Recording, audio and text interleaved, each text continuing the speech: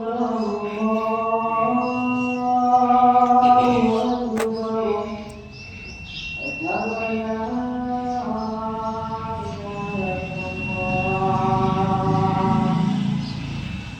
तुमच्या समोर आलो कारण दादांचं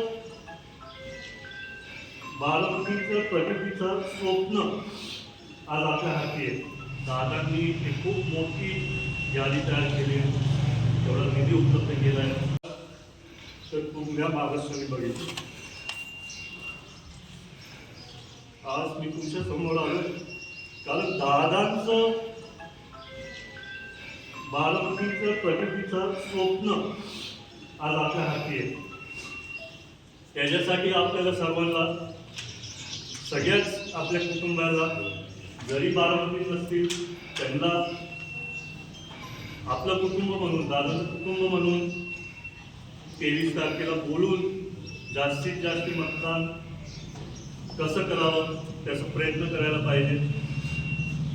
आज मी वहिनीला बघतो, त्यांना पण किती त्रास होत असेल की 2 वरिष्ठ नेते, देवेंद्र फडणवीस CM साहेब, एकनाथराव उपमुख्यमंत्री साहेब, त्या 2 दिग्गज नेत्यांच्या मध्ये एक स्त्री, पण तरी डोळ्यात न पाणी ठेवता वहिनी जसं दादा काम करतात तसं वहिनी काम करत आले.